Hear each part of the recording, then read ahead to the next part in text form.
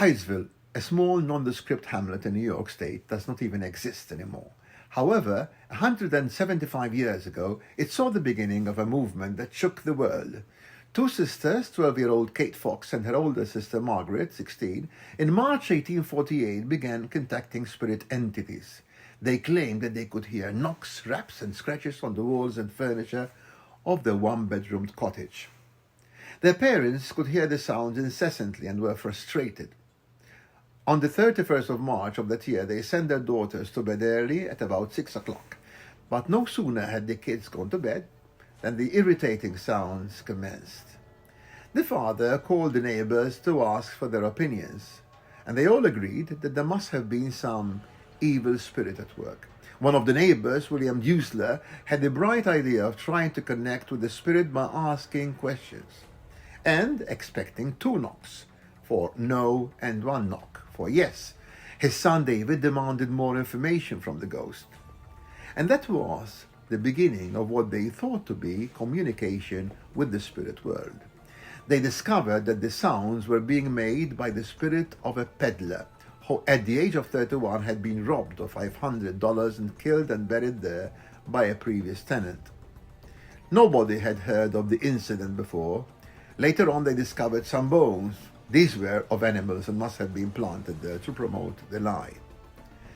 The story did not end there. Their married sister Leah, who was 20 years older, became the promoter and dragged them to prominent public places to display their ability to communicate with spirits.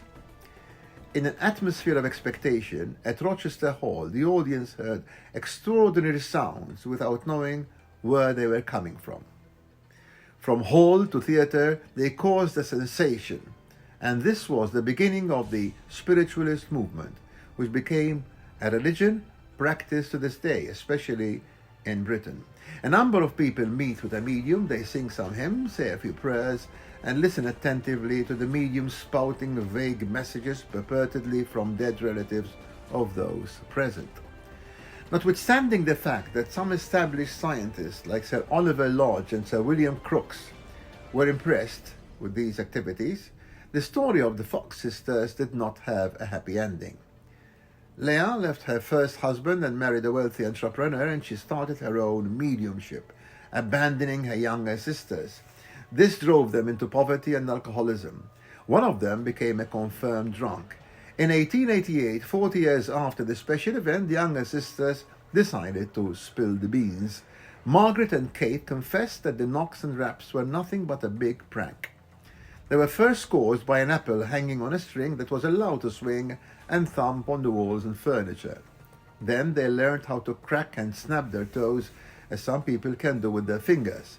This flicking could not be seen because of the long skirts worn at the time.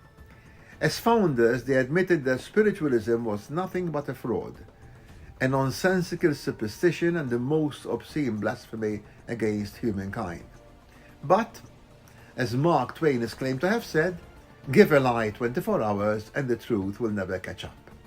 The spiritualist movement continued to spread on both sides of the Atlantic, while its pioneers ended up dying in poverty, victims of drunkenness and misery. In the meantime, thousands of people used to meet in small groups around mahogany tables, touching hands and trying to communicate with spirits. They also started to believe that in complete darkness, spirits could also make musical instruments play, chalk messages on slates appear, cause hazy figures to appear and tables to move. Today, I wanted to show you how a prank promoted by supposedly innocent kids from a remote village changed the mentality of those who wanted to believe in spirits, at a time when so many young people were dying of fatal sicknesses and as casualties of wars. In the meantime, if these vlogs are of interest to you, I hope you can like and follow. I am going to talk about various phenomena.